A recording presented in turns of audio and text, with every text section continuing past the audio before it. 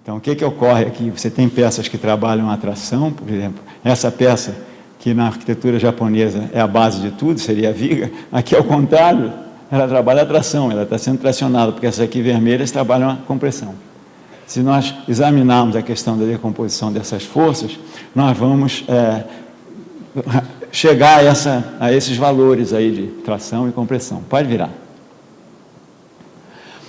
Existem formas de você examinar essa coisa, né? Inclusive formas gráficas, que essa aqui existem métodos gráficos de você examinar o que ocorre aí, que é o método de Cremona, Kuhlmann ou Ritter, né? Mas existe uma forma bem simples de você examinar o que acontece. Então vamos ver, por exemplo, o que ocorre aqui nesse ponto aqui, né? Então você tem uma série de forças aqui aplicadas ao longo da cobertura, né? Então, são forças das telhas, do peso das telhas, né? Existe uma reação de apoio nos dois apoios que combate esse aqui. Então, nesse primeiro vínculo aqui, nesse primeiro ponto, que numa treliça chama-se nó, né? O que ocorre? Estão agindo aqui essa forcinha, que é a força de baixo, a reação, essa força inclinada e essa outra. Se você transformar isso num triângulo de forças, né? Você vai determinar graficamente o valor dessa força aqui e dessa aqui. E vai saber que ela é de compressão, porque essa força está agindo assim, né? Essa aqui está agindo assim, e para você ter o sistema em equilíbrio, ela tem que trabalhar na direção do nó. Isso pode ser decomposto facilmente num Cremona, num método gráfico. Eu não vou falar aqui, porque perderia um tempo enorme. Mas é muito simples, você agrupa as forças, depois traça paralelas, e chega a esses valores todos, não só dos valores das forças, dos sentidos, mas onde existe compressão ou tração. Eu acho que não incomoda nada saber fazer um gráfico desse. Eu já fiz muito na minha vida profissional. Pode virar. No caso de tesouras diferentes, como essa aqui, é a mesma coisa. Você decompõe aqui, ó, você chega aos valores, né? Sempre examinando cada nó. Depois de determinar essa aqui, você pode passar para esse nó aqui, que você conhece essa força, conhece essa, não conhece duas. Aí você organiza outra vez o triângulo, só com as direções e a construção. Ou então faz a construção do Cremona aqui do lado, baseado no mesmo princípio. Pode virar. No caso o que eu acho interessante, depois nós vamos ver isso, mas, por exemplo, no caso desse prédio, que é um prédio do Tribunal de Contas, né? Ele é metálico, né? Então está apoiado nessas treliças que vencem esse vão grande. Isso aqui foi uma contingência da implantação, que tinha que ter estacionamento embaixo, o terreno era pequeníssimo, né? E um auditório também, teve que ter tudo ser pendurado num sistema único construtivo, que é essas duas treliças. O auditório está pendurado e o espaço embaixo ficou liberado para a questão do tráfego de automóveis e estacionamento. E uma rampa que liga, também pendurada, toda pendurada, essa rampa que liga ao pavimento de cima. Mas o que eu gostaria de mostrar aqui é o seguinte: vocês veem nesse traçado aqui, que nos apoios, essas peças diagonais, que são peças que trabalham a tração, elas são maiores, são mais grossas, né? E depois vão afinando. Então, no apoio, as forças, no caso de tração, são muito maiores, né, próximas do apoio. Por quê? Por causa da ação da força cortante. Nós vamos ver depois na viga o que ocorre quando a gente chama de cisalhamento, né, que são forças horizontais combinadas com as verticais, que criam o que nós chamamos de cisalhamento, né? Então, na treliça, todos esses esforços que existem dentro de uma viga são decompostos segundo essas direções. Pode virar. Aqui fica bem claro, em cima do apoio, a peça mais pesada, né? Aí ela vai ficando mais densa no apoio, né? Esse apoio também, vocês vão ver que ele é levemente, fica mais delgado aqui e é maior, né, por causa das forças do vento, né? Que ela tem que ter um engaste aqui, um engaste forte no chão. Pode virar. Vários prédios que a gente, por exemplo, no nosso caso, depois na última sessão, nós vamos ver a questão de industrialização. Muitos prédios foram feitos porque é uma solução para a estrutura metálica por natureza. Quer dizer, a estrutura metálica, quando você tem que ter uma viga muito possante, com alturas muito grandes, a treliça quase que se impõe como uma consequência natural de uma economia que você quer fazer para vencer aquele vão. Pode virar. Nesse caso aqui, por exemplo, né, nós temos soluções mistas, que depois nós vamos examinar melhor. Então, nós temos a estrutura metálica usada junto com o concreto. Então, todos os dois trabalham. Aqui, por exemplo, o concreto trabalha a compressão e a estrutura metálica trabalha a tração. Essa barra aqui, né, nesses apoios são biapoiados aqui, ó. Esses sistemas são todos isostáticos, essas vigas apoiadas, depois na peça da massa armada. Mas, então, esse sistema construtivo aqui, né, é um sistema basicamente isostático, né? Ele tem um pequeno engaste aqui, não chega a ser um grande engaste, mas pode ser considerado um engaste nesse apoio. Pode virar. Estão vendo a treliça lá, como é que ela funciona? Um apoio mais pesado, depois vai ficando mais leve. As peças... Se essa peça que está com essa inclinação para cá fosse ao contrário, essa peça trabalharia a compressão. Então, por que na treliça a gente prefere trabalhar com ela inclinada nesse sentido, quer dizer, do apoio para cá? É porque a tração, o aço trabalha muito melhor. Eu vou mostrar depois para vocês o que ocorre quando você tem uma seção fina trabalhando a compressão, chama-se flambagem. Isso nós vamos ver mais tarde. Pode virar. Então, se você nessa treliça que eu mostrei lá, se você aplicar o cremona ou o diagrama de forças em cada nó, né, você vai obter essas construções e os valores todos da estrutura. Uma estrutura dessas, né, ela é biapoiada, está no meio. Então, você não precisa construir o cremona todo aqui para baixo, basta construir metade, porque o resto é simétrico. Pode virar. Bom, esse prédio aqui é um prédio em São Luís. Aqui você vê, por exemplo, uma combinação da treliça. Quem suporta toda essa treliça intermediária? Ela está nesses pilares, então ela recebe o peso desse pavimento, e através desses pilaretes que atuam nos nós, né, ela transmite justamente para a treliça. Então, o sistema estrutural desse prédio aqui, né, está todo baseado nessas treliças, né? Então, com isso, você libera completamente o vão embaixo para circulação, para veículos e outros funcionamentos que existem aí. Pode virar. No pátio interno, por exemplo, você vê nesse pavimento aqui, você tem as treliças, né? E o pavimento de cima, você tem apenas os pilares. Ainda tem aqui os pilares continuando lá para cima por causa dessa grande acesso de luz que existe, uma área interna, aí onde estão as circulações verticais. Pode virar. O jardim é horrível. Pode virar. Não, a falta de controle que a gente tem sobre os prédios é complicado, né? Porque se você pudesse, esse prédio quem até foi um colega muito competente, quem tentou acompanhar a obra, mas a construtora fez coisas. E quando chegou no final, até está bem construído. Mas quando chegou no final, foi um desastre, porque aí entraram os usuários fazendo jardins, E era um prédio que tinha uma certa dignidade, mas foi muito prejudicado. Pode virar. Bom, vamos continuar aí com a nossa... Vamos ver isso aqui.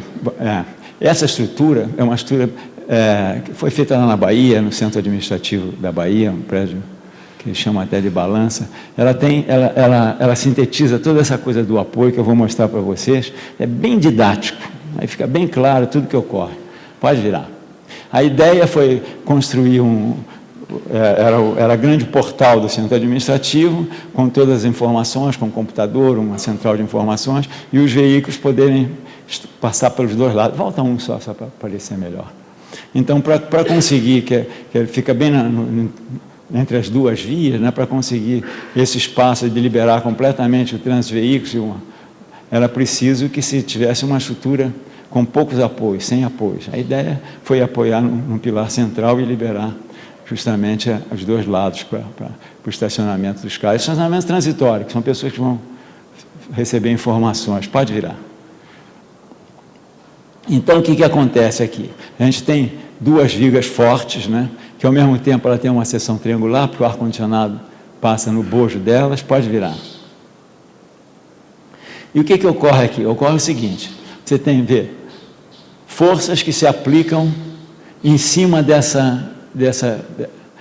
a força que vem na direção do tirante, que está apoiado no mastro, e essa força que empurra para lá. E nesse ponto aqui, existe uma rótula. Poderia até engastar, que o concreto permitiria um engaste, que só foi fundido no local.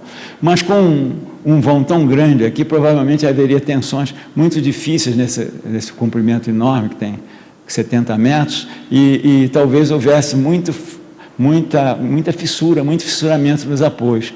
Então, optou-se por um sistema, aliás, foi graças a esse uso desse sistema que se evitou uma catástrofe maior, porque quando foram construídos, foi tão mal construído, que fizeram um escoramento errado, e o escoramento foi descendo na hora da construção, e chegou a ficar 20 centímetros abaixo. Então, teve que se puxar o prédio através dos tirantes, botar no lugar através dos tirantes, através da proteção lá em cima, né? Então, isso foi protendido e o prédio voltou para o lugar. Se tivesse acontecido, se isso aqui tivesse sido engastado, a construção estava perdida.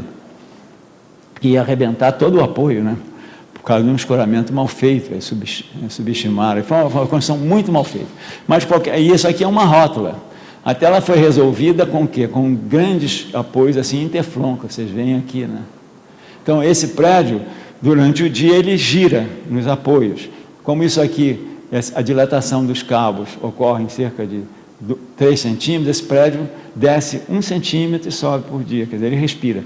Então, sempre que você tem uma estrutura que tem problemas sérios, assim, é preciso fazê-la respirar, né? A gente chama que isso é uma estrutura que tem que respirar. Essa aqui tinha que respirar. Se ela fosse rígida aqui, ia ser um demônio para resolver esse problema aí, desse engaste aí. Pode virar. E esse apoio aqui, está vendo, é um apoio do primeiro gênero, porque ele está, isso aqui gira aqui, isso aqui não tem nenhuma rigidez, quer dizer, tem dois cones de proteção aqui, onde está ancorada a peça, né? Mas isso aqui é um apoio do primeiro gênero, um apoio do segundo gênero e um apoio do primeiro gênero. Então, você não tem nenhum engaste nessa estrutura. Pode virar. Pode virar. Aqui, por exemplo, isso é no hospital lá do Rio de Janeiro, que está em construção. A gente tem a mesma solução. Aqui, o que se queria? Isso aqui é um grande lago que vai existir nessa área toda aqui. Depois eu vou explicar esse projeto melhor, mas é um projeto que foi feito assim com muito cuidado na questão da implantação, do uso do espaço, principalmente o solo era muito ruim, vários problemas que ocorreram aí para a definição desse projeto. Mas aqui você tem uma situação diferente daquela, porque existe um engaste aqui na estrutura metálica, que você não tem esse problema do fissuramento, né? Você pode criar uma rigidez grande através das soldas. A estrutura metálica evoluiu muito. Quando eu era jovem, profissional, eu me lembro que você dispunha de rebites, coisas mais complicadas. Hoje as soldas, né? Você faz a estrutura que quiser. Então a estrutura metálica, ela oferece uma condição extremamente favorável para você engastar, para você criar peças apoiadas, né? Pode virar.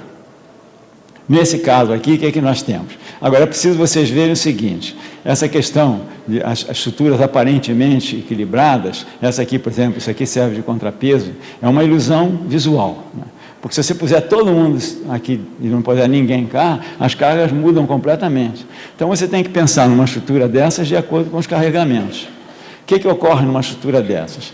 Ela está apoiada na parte de baixo, uma grande sapata que foi criada aqui, e existe um momento é um momento residual, porque ela, teoricamente, ela está equilibrada, porque esse peso próprio é igual ao outro. Se todo mundo ficasse disciplinadamente usando os dois lados, ela estaria equilibrada. Mas existe um engaste enorme que tem que ser criado aqui, que é justamente essas diferenças de cargas que podem ocorrer no decorrer do uso. E aqui você tem um sistema que nós vamos, eu estou mostrando até por causa disso. Você tem aqui, por exemplo, essa questão, você tem uma viga com o diagrama de fletores se sucede assim, né? Porque aqui você tem um apoio, tem um momento negativo, um momento positivo, e os dois momentos negativos que vão se somar nesse apoio que é rígido. Aqui nós tínhamos passagem de pessoas, em cima foi o uso de uma treliça, que aqui ninguém passa, né? Mas embaixo tinha que passar, então criou-se esses reforços nos nós, que é uma outra forma de se combater essas tensões que nós vamos ver depois. Isso aqui, em concreto, a gente usa muito, que chama-se as vigas Virandel. Vou mostrar isso muito para vocês depois, como é que eu uso uma viga. Mas a função é a mesma, quer dizer, você tem essa força aqui, que existe aqui, ela foi combatida através de um engastamento aqui. Então, você tem vínculos fortes de engastamento aqui, né? Aqui não, aqui é o comportamento de uma treliça. Pode virar. Esses conhecimentos básicos que eu estou... evidentemente, eu acho que muitos deles, né, que eu tive a oportunidade de usar na minha vida profissional, até por uma deformação, que eu acho que muitos deles não são necessários, mas eu acho que para você ter um sentimento correto assim, de como trabalha uma estrutura, e para você poder dialogar com o especialista, que é o calculista, né, você vai ter que ter alguns conhecimentos. Eu acho que eu vou falar muito depois sobre o trabalho em equipe. Como, por exemplo, nós fazemos um projeto no Centro de Tecnologia da Rede Sara, como isso nasce de uma ação de muitas pessoas interagindo, né? De forma que eu acho que esses conhecimentos é uma espécie de falar a mesma língua, né? Como é que você vai dialogar com o calculista se você não sabe o que é momento?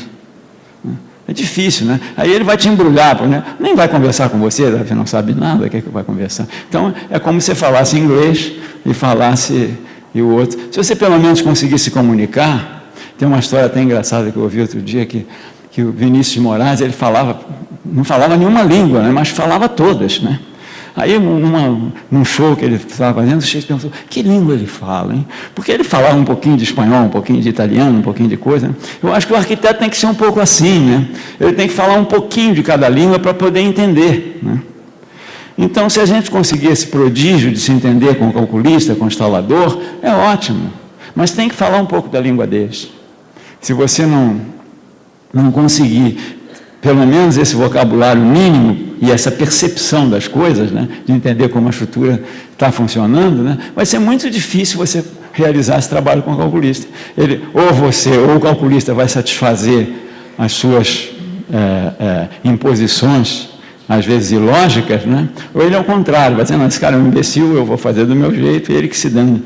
Não, mas realmente não vai haver um trabalho, uma interação entre os dois.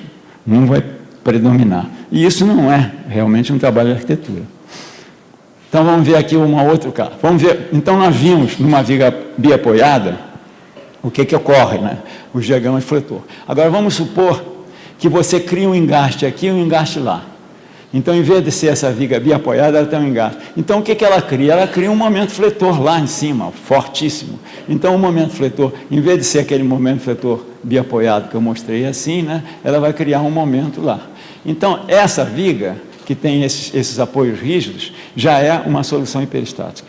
Ela deixou de ser uma viga em que você controla exatamente o que está ocorrendo nela. Pode virar.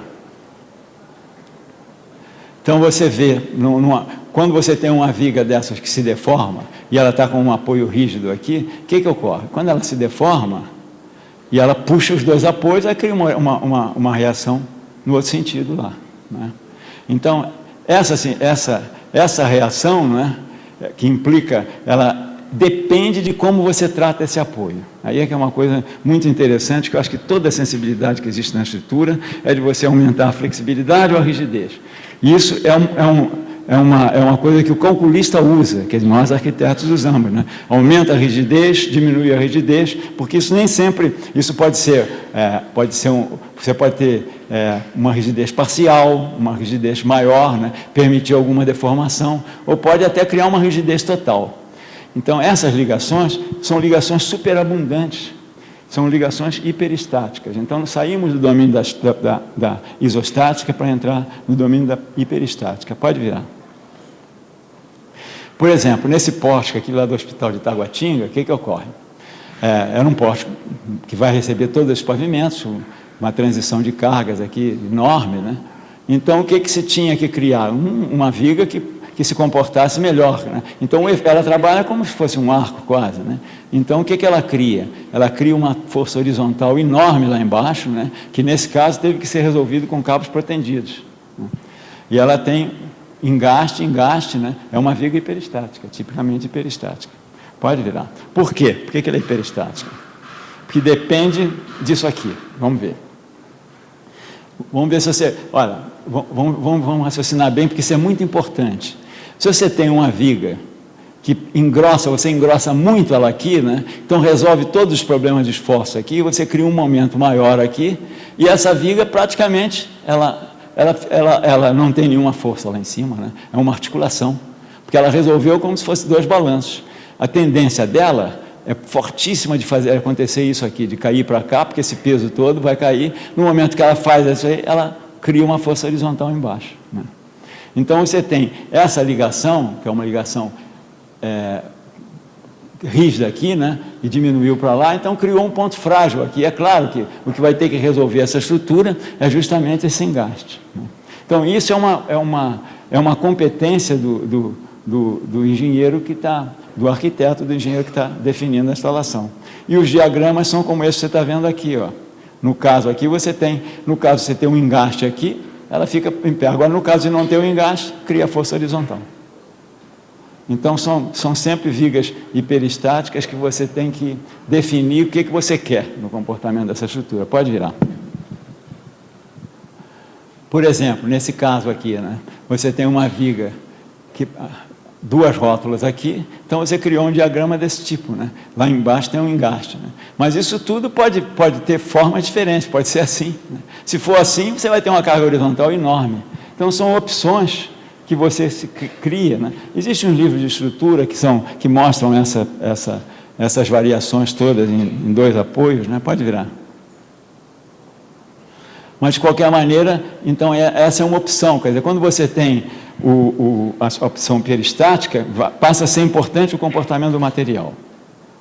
Passa a ser importante o comportamento. Você tem que examinar os vínculos, o que ocorre em cada vínculo, né, para fazer a sua opção correta. Então, é muito comum dizer, não, diminui o engaste, diminui o engaste. Quando você diminui o engaste, você cria uma outra sobrecarga num outro ponto, né? Então, isso é uma opção que a gente tem, né? Engasta mais, engasta menos. Pode virar.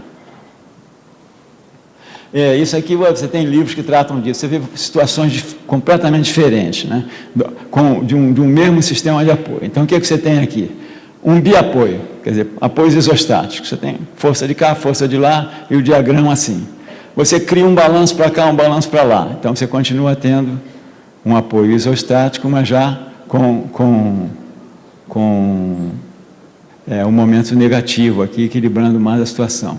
Agora, se você criou um engaste aqui, você já fez um pórtico, aí criou essa força horizontal. E essa força horizontal, quer dizer, você tem aqui as deformações, essa aqui é assim, essa aqui seria assim, essa aqui seria assim, assim, assim, até você aumentar tanto esse engaste aqui e criar praticamente uma rótula aqui. Então, a forma é essa aqui. Quer dizer, você acaba quase num arco, isso chama-se um arco biarticulado. Pode virar. A mesma viga, quer dizer, isso é uma opção que você tem, né? Quando você agrupa vários apoios, né? Aí você tem um projeto eminentemente hiperestático, que é próprio do concreto. Quando você tem uma concretagem contínua em vários apoios, então, se a peça estivesse sujeita a determinados carregamentos, num caso como esse, você teria um diagrama assim. Agora, realmente, isso não ocorre, porque às vezes você tem que considerar que tem cargas aqui, não tem cargas lá, então, nunca você tem um diagrama equilibrado como esse que se apresenta aí, né, devido ao problema dos carregamentos. Você tem a cortante sempre maior no apoio, né? Pode virar. E as deformações são desse tipo. Então, o que ocorre no concreto armado? Você usa a parte de compressão, o concreto, porque trabalha muito bem a compressão. E embaixo, você praticamente despreza a seção do concreto, isso no concreto armado, no caso do bioapoio, né? E usa os ferros. Então, o que trabalha no concreto são os ferros. Então, a deformação que você teria nessa peça, zonas de tração, zonas de compressão, e assim vai, né, sucedendo. Então, você tem que ter ferros em cima no apoio, ferros embaixo para resolver o problema dessas forças. Pode virar. No regime plástico, a estrutura jamais retorna ao que era antes, quer dizer, a estrutura ela tende a chegar até a sua área de escoramento. Quem pescava com linha metálica, né, quando a linha metálica pega numa pedra assim, a gente vai puxando, a gente acha que está trazendo a pedra, né, e a coisa vai se esticando até que chega um ponto que para. Então, enquanto você está esticando, é que a estrutura está entrando em regime plástico, quer dizer, aquela linha de aço está se escoando, vai se escoando até chegar a um ponto e romper, né? Então, isso é muito importante, essa questão básica da resistência dos materiais, para a gente entender as deformações das peças. E a deformação é uma coisa básica nas estruturas, de um modo geral. Pode virar. Então, o que ocorre numa estrutura? Quer dizer, quando você tem isso aqui é coisa analítica, eu não vou nem examinar com vocês, que não vamos ter tempo para isso. Mas eu acho que tem que se entender uma questão básica que existe uma peça. Quer dizer, por exemplo, essa peça, existe uma linha neutra, né? Existe uma ação, uma peça homogênea, né? Em que a ação da compressão, que fica, no caso, uma viga isostática em cima e a tração embaixo, né? Essa ação, esse triângulo aqui de deformações, ele está aplicado a 2/3, que é a centro de gravidade de um triângulo, né? Então, é como se a estrutura estivesse torcendo em torno de si mesmo, passando por uma linha neutra. Isso é o que se chama momento fletor, né? Então, nós vamos chegar a questões aí mais complexas, que não vem ao caso a gente discutir agora, que é a questão do momento de inércia, numa seção retangular, né? Pode virar. Mas isso vocês têm que ter noção disso. Agora, o que ocorre, então? Agora, é uma coisa muito sutil e muito importante da gente entender. Quando você pensa que a viga está fletindo, o que acontece? As fibras de baixo estão se deslocando em relação às fibras de cima. E esse deslocamento se faz ao longo da linha neutra, quer dizer, ela passa por uma transição, passa da compressão para a tração.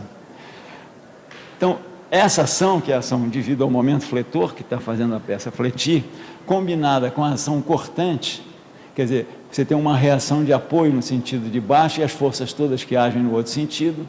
Então, a ação dessas forças que cortam com aquelas outras que se deslocam horizontalmente ao longo da peça, né, ela cria o que se chama de cisalhamento. Então, cisalhamento é uma palavra-chave, assim, para a gente falar com os calculistas, né, de um modo, toda viga cai para o cisalhamento. E, de fato, o que faz uma viga romper, no final, é o cisalhamento. Porque a flexão vai, leva a vida até uma deformação impossível dela retornar, e aí vem a força cortante, combina com a força horizontal e a viga rompe. Então, essa força se exerce num ângulo aproximadamente 45 graus, né? Então, você tem, por exemplo, quando você tem uma armadura de concreto, né, você vai ver que quando chega perto do apoio, né, as armações que estão embaixo, né, no caso da viga biapoiada, né, elas retornam para cima, né, para combater justamente essa força cortante, que é quase elas são dobradas a 45 graus. A outra ação que combate a força cortante também são os estribos, mas os estribos eles estão no sentido vertical e a força é assim. Então eles não são tão eficientes quanto essa dobra de ferros que se faz. A mesma coisa ocorre no concreto protendido. No concreto protendido, o que você faz numa peça? Quer dizer, quando você vai ancorar a peça, você aproxima ela da parte de cima, né? Então, isso criou uma zona aqui que combate o cisalhamento. Tem certas vigas que nós vamos examinar depois, como o caso da viga Virandel, ela tem cisalhamento fortíssimo, e aí você tem grandes dificuldades de resolver o problema de cisalhamento. Mas, basicamente, isso é muito importante vocês entenderem. A força cortante, a força fletora que provoca esse deslocamento em torno da linha neutra e o resultado dessas ações inclinadas próximo ao apoio. Então, próximo do apoio é a área do cisalhamento. Pode virar. Isso tudo é simples, é muito intuitivo. É só pensar um pouquinho que não tem nenhuma dificuldade. Acho que, às vezes, existe uma mistificação muito grande em cima dos problemas técnicos. É uma coisa que a gente tem que entender como entende um romance, um negócio assim, né? Não existe nenhuma dificuldade, nenhum mistério. São coisas... de um modo geral, se faz uma mistificação da tecnologia, como se fosse uma coisa assim, que só os deuses conseguem dominar. Isso tudo é bobagem, né?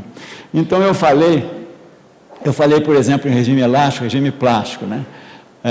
Quando se iniciou a calcular o concreto, os primeiros estudos de concreto, a gente calculava o aço sempre no regime elástico, quer dizer, no regime elástico em que ele retorna sempre, né? Esse estádio 1. Depois chegou-se até o estádio 3, já considerando uma área, mas isso é um conhecimento que já envolve assim, uma coisa muito específica, que não vale a pena a gente discutir aqui. Pode virar. Então, métodos de calcular, métodos de ruptura. Agora, isso aqui é muito importante da gente entender. É o que se chama de treliça de Mohr. Quer dizer, na verdade, a treliça de Mohr, essa decomposição de forças, Mohr examinou muito a questão das deformações das vigas, né? E a conclusão é que isso aqui, no fundo, é uma treliça, que essas ações dessas forças, quase... Se você for calcular uma treliça, você faz aquele diagrama do Cremona, né? E você vai tendo essas forças fletoras, né? Você vai chegar a um diagrama que é parecido com... Então, o que ocorre numa viga, por exemplo, de concreto, as forças todas que existem lá, o comportamento é quase como se fosse uma treliça, é tudo a mesma coisa. Então, é só instintivamente a gente sentir que esse problema aqui, né, essas forças que ocorrem assim dentro de uma viga, né, elas são maiores, por exemplo, aqui, o que ocorre? Momento fletor maior no meio do vão, então você tem essas forças muito maiores aqui, né, atração, forças de lá de cima, você tem forças de compressão maiores em cima, né, e a combinação dessas forças resulta no que se chama treliça de Mohr, que existe dentro de uma peça homogênea. Pode virar. No protendido, eu falei isso rapidamente, o que ocorre? Você tem uma área de compressão numa viga biapoiada, você tem a área de compressão em cima, você tem a área de tração embaixo. Então, você tem a linha neutra, aqui a área comprimida, a área tracionada. Se você passa um cabo lá embaixo, e estica, o que você provoca? Você aperta a viga e a compressão se exerce em toda ela. Então, o ganho do protendido é muito grande, por isso é que se faz. Você, quando coloca um cabo protendido, estende ele, né, você obriga todo o concreto a trabalhar, quando, na verdade, no concreto armado, só metade da seção está trabalhando. Então, no diagrama de tensões, o que vai acontecer? Né? Você faz antes, né, quando deu a peça trabalhava assim, com a armadura. Aí você protendeu, ela virou ao contrário, virou ao contrário. Aí exerceu a força de cima, então, o que aconteceu com a proteção? O diagrama, a linha neutra baixou, e você obrigou praticamente todo o concreto a trabalhar. Por isso é que o protendido é muito mais econômico. Cria outros problemas que eu não vou discutir aqui agora, mas basicamente o conceito é esse. Pode virar. Bom, uma outra coisa importante, que foi uma aquisição antiga das construções, é a amarração transversal. Acho que toda a construção, principalmente quando se pega em construções pré-fabricadas, industrializadas, né, é preciso que elas tenham uma rigidez entre si. Quer dizer, foi uma grande aquisição da humanidade quando percebeu, né, que criando essas paredes no outro sentido, né, criavam uma amarração no sistema. Quer dizer, essa muralha de pedra era para não tombar com a ação do vento ou com um tipo de ação horizontal qualquer, né? Ela tem que ter muito peso, ao passo que essa parede transversal resolve. Pode virar. Nessa casa aqui, por exemplo, que foi uma casa lá na Bahia, né? Ela é toda feita a partir de um pré-moldado que se fez, né? Um pré-moldado manual, uma peça grande, né? E ela é um sistema completamente mural, quer dizer, ela não tem nenhum pilar, não existem pilares, é um sistema mural feito em concreto, mas em vez de fazer o concreto com formas, moldados, né? Então, toda a base dela é amarração transversal, ela é toda amarrada transversalmente, e o sistema é esse sistema mural com essa peça pré-fabricada. Pode virar. Como ela foi feita? Então, o terreno era muito ruim, sabe? Então, ela precisava, a hora, transformar-se em muro de arrimo, né? Então, com isso, essa peça podia permitir, por exemplo, fazer contraforte dentro dela, ela tem uma certa espessura, resolver problemas térmicos também. Existe uma série mas o sistema basicamente é todo mural. Ela é como se fosse uma peça de concreto, mas feita com pré-moldado, toda intertravada, interligada por essas concretagens. Pode virar. Pode virar. Agora, por exemplo, para se fazer uma construção dessa, é uma construção artesanal, não tem nada de industrializado. Aí se pensou numa... E criou-se apenas uma forma metálica, né, para fazer essa peça, e um tanque de água para cura, para evitar os efeitos da retração, que é uma coisa que a gente vai discutir bastante mais tarde, na terceira sessão. Problema de retração. Até nessa casa houve um episódio engraçadíssimo, porque isso foi feito na Bahia, eu estava até em Brasília. Aí o sujeito começou, eu detalhei a forma toda para ele, expliquei como era a mesa vibratória, como é que ele tinha que fazer direitinho, uma coisa bem improvisada. E ele começou a fazer. Agora, ele pegou a mesa, fixou toda a mesa no chão, né? A mesa, improvisou a mesa. Aí ele ligou para mim, queimou o vibrador. Eu digo, não é possível. Aí queimou o segundo, queimou o terceiro. Eu digo, vai queimar todos os vibradores, né? O que ele tinha feito? Ele tinha fixado a mesa no chão, ele estava querendo vibrar o planeta inteiro, né? Então ele engastou a mesa no chão. Então o engaste tem essa qualidade, né? Se você criar um engaste muito rígido, a estrutura não respira, não tem por onde que ir. Então, nesse caso, né, ele engastou a mesa vibratória e o vibrador não dava conta. Então queimava porque ele não estava vibrando a peça, ele estava vibrando o planeta inteiro. Ou por outra, estava tentando, né? Pode virar. Mas basicamente é uma coisa artesanal, não tem nada de industrializado, não. Pode virar. Aqui nesse caso, por exemplo, no caso de pré-fabricação em argamassa armada, isso é umas escolas que eu fizemos lá em Abadiânia, né? Você também tinha o problema, quer dizer, todo o sistema isostático, mas tinha que criar um engaste no chão. E esse engaste no chão, como é que foi? É lógico, você pode engastar uma peça no chão a partir de uma concretagem, isso aqui fica só um apoio quando você tem muro de pedra, a fazer um T, assim você engasta, né? Mas, então tinha que criar o quê? Um receptáculo aqui, né? Para ao mesmo tempo criar um engaste, mas uma coisa que fosse bem barata, né? E para absorver aquelas cargas de vento que eram muito pequenas. Então, você pode, né, a partir, às vezes, de um sistema prefabricado, simples, né, conseguir esse tipo de engastamento. Agora, o engaste é uma coisa que tem níveis. Quer dizer, eu mostrei vários níveis. Se você, de repente, quer engastar totalmente, né, e você não deixa nenhum espaço para respirar, aí ou você engasta definitivamente, que é o exemplo aqui, ou você conseguia vibrar a terra inteira, ou então o vibrador queimava. Alguma coisa vai reclamar. Pode virar. Bom, nesse caso aqui, por exemplo, dessa estrutura metálica, a estrutura metálica, de um modo geral, principalmente atualmente, né, com os recursos da solda, né, você consegue prodígios de engaste, né? Você pode engastar parcialmente, mais, menos, né? Então, você tem uma liberdade enorme de trabalhar a estrutura metálica. Nós, em Salvador, nós temos desenvolvido muito essa questão dos engastes, meio engaste, mais engaste, né? Com isso, você enrijece um pouco a peça, diminui deformações, né? Então, essas coisas estão muito ligadas, né? O nível do engaste que você pratica. Aqui, por exemplo, no caso dessa estrutura, que era toda metálica, de um clube lá em Brasília, né? Ela é uma estrutura toda contínua, quer dizer, essas vigas vão se apoiando no sentido de uma inclinação do próprio terreno, que é a inclinação do telhado, uma inclinação pequena, né? E elas vão se apoiando. Pode virar. Uma estrutura muito simples, olha, toda biapoiada, agora com essas soluções engastadas, né? Ela tem pequenos engastes, uma estrutura muito delicada, foi super econômica, né? Os tetos são de argamassa armada, e as paredes divisórias, uma coisa muito misiana, Mies van der Rohe, né? Pode virar. Quer dizer, Mies van der Rohe, veja, Mies van der Rohe, ele fazia as estruturas num período em que se conhecia muito pouco de solda. Na verdade, todas as estruturas de Mies van der Rohe, basicamente, elas eram todas fixadas com rebites, né? Eram estruturas industrializadas. Então, elas tinham um comportamento extremamente rigoroso no trato.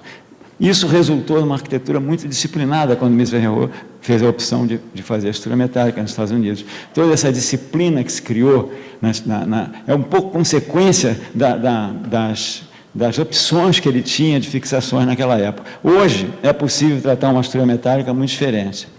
Houve um período que eu me lembro que o Oscar criticava muito, né, quando se interpretava a Mies van der Rohe um pouco com concreto. Concreto não é isso, concreto é uma outra coisa. De fato, o Oscar tem razão. Mas se você faz o pré-fabricado, você acaba numa bobagem como aquela que eu mostrei lá, de peças todas biapoiadas, né? Porque aí você não tem as ligações. E o concreto permite justamente essas ligações.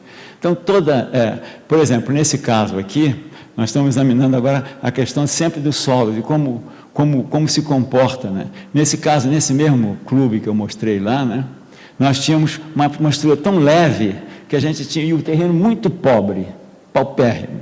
Então, tinha que se resolver como essa estrutura se engastava no chão, né?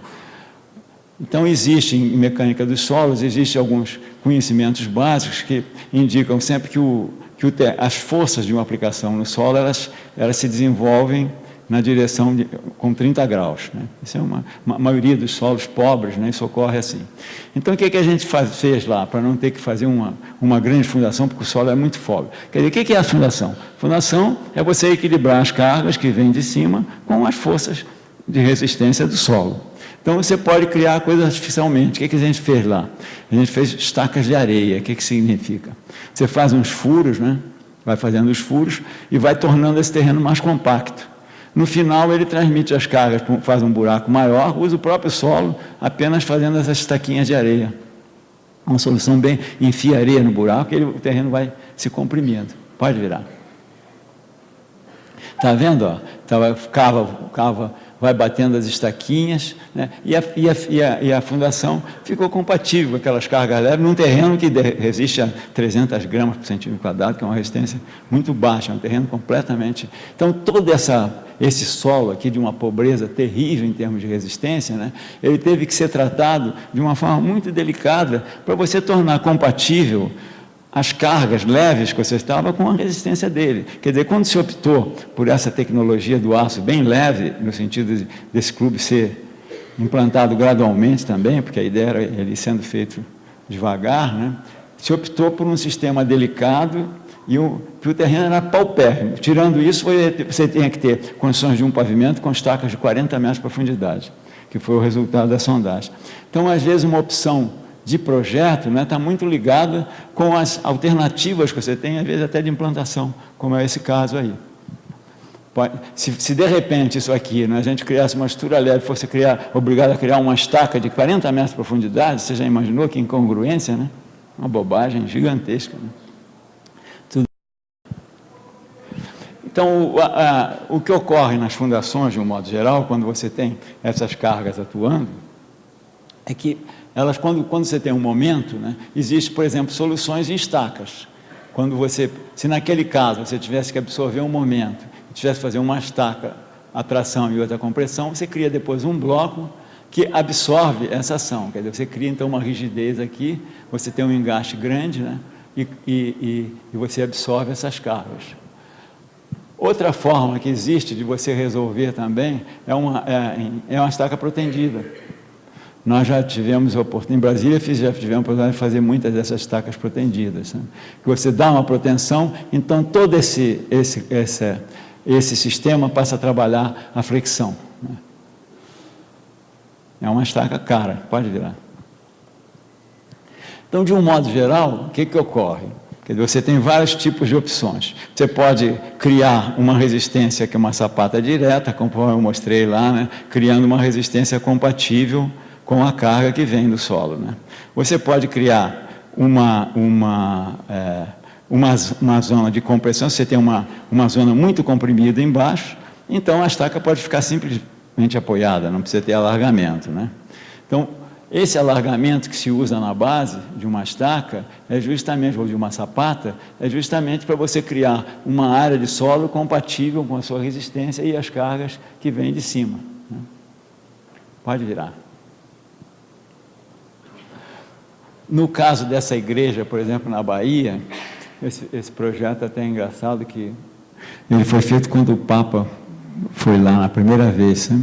Eu tinha feito um projeto muito simples, de uma coisa assim, bem telhado, parecia uma coisa de Álvaro Alto, Mas não aceitaram, e então, porque tinham que ser uma coisa mais importante para o lugar, né, para dentro do palco.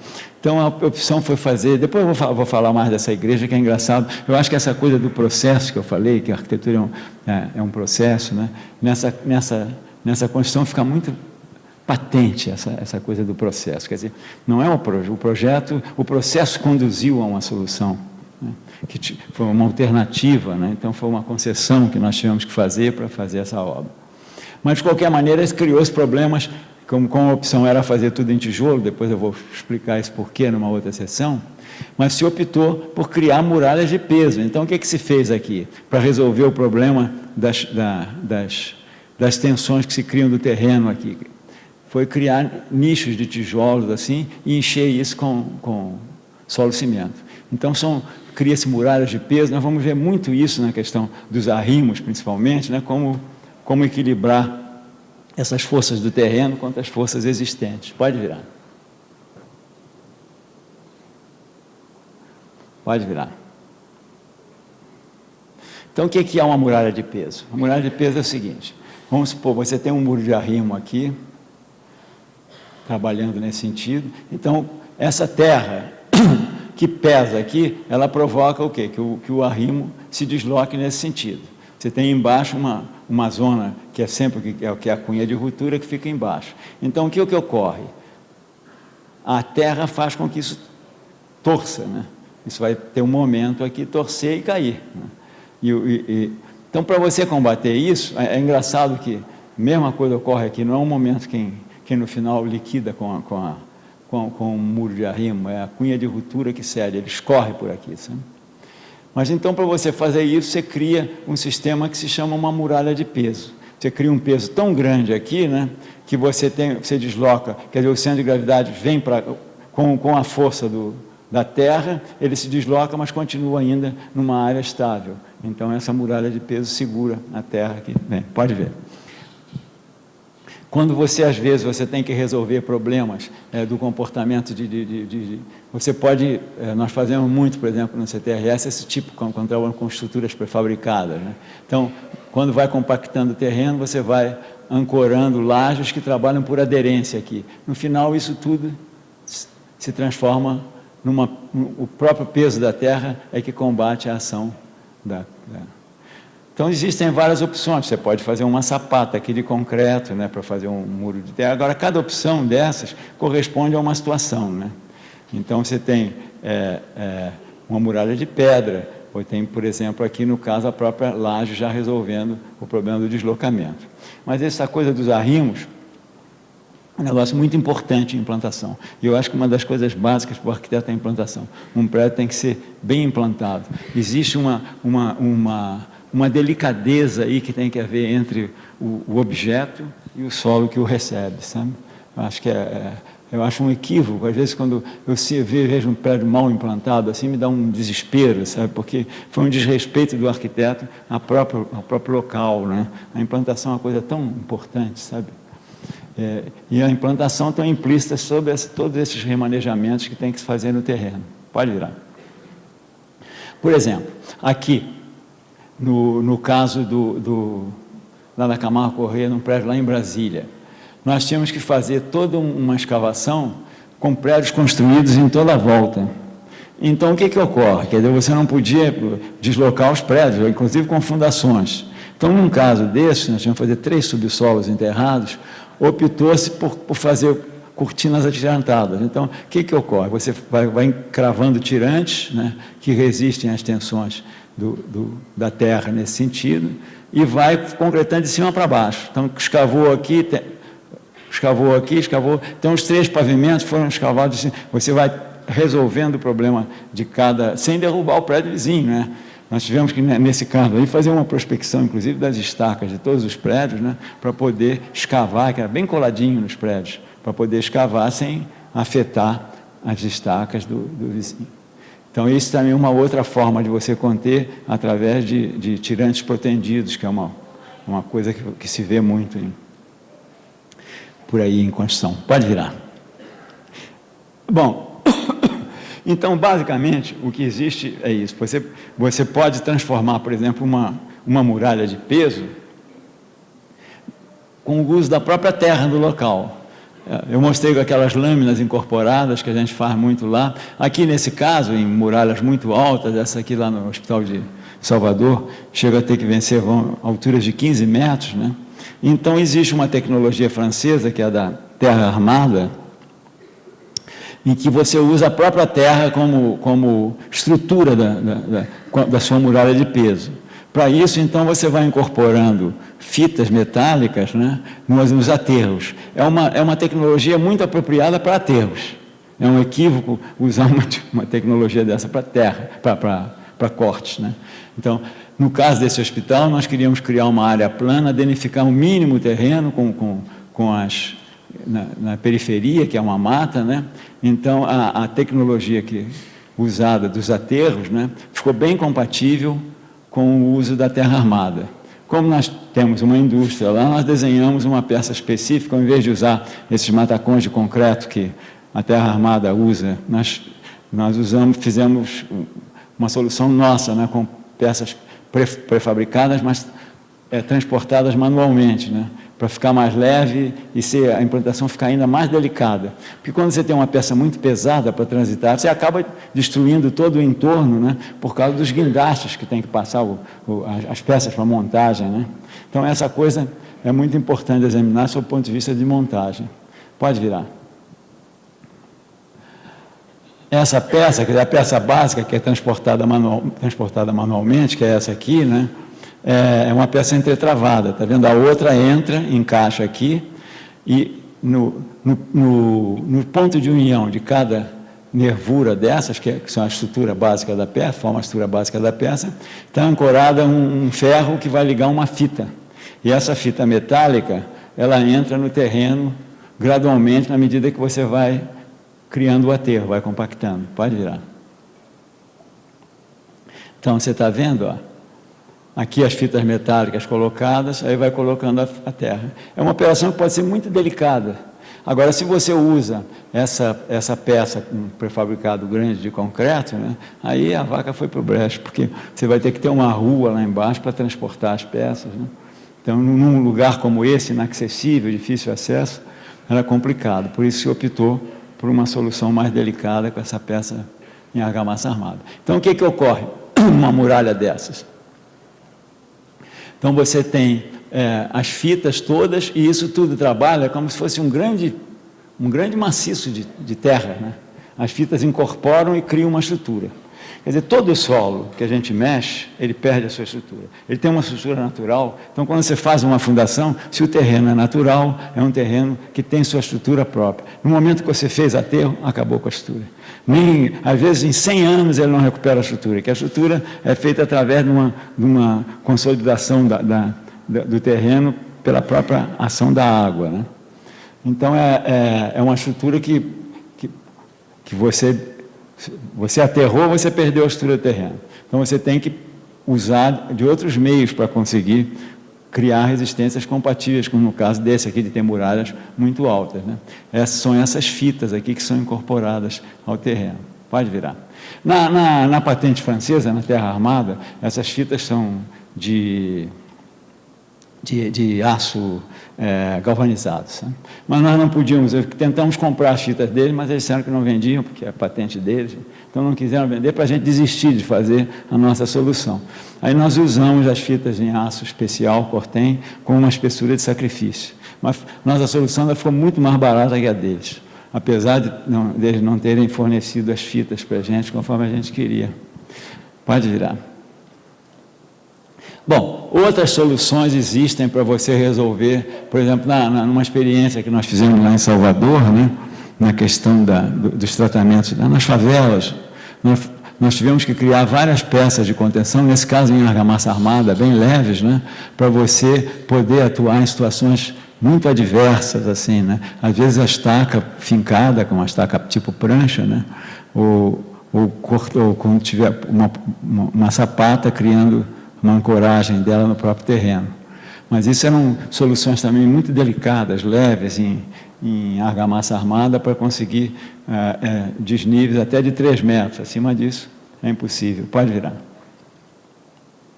A peça basicamente é isso, esse T ligado, é uma peça que pode ser transportada manualmente e com depois vamos tratar muito da argamassa armada aqui na penúltima sessão, e é um material que eu acho que a gente tinha que recuperar, sabe? Porque eu acho que realmente é muito difícil se conseguir a argamassa armada com a qualidade que ela tem que ter, assim, de uma forma artesanal, ela tem que ser industrializada. Mas eu cada vez me convenço mais, após muitos fracassos no uso da argamassa armada, eu me convenço mais de que ela é um material extremamente bom para se industrializar, principalmente em questões de economia, sabe? Ela é industrializável, ela é leve, existem recursos muito grandes que podem se incorporar. Agora que eu vou tratar isso bastante na penúltima sessão da argamassa armada, mas eu acho que é um material que a gente tinha que pensar 2 vezes.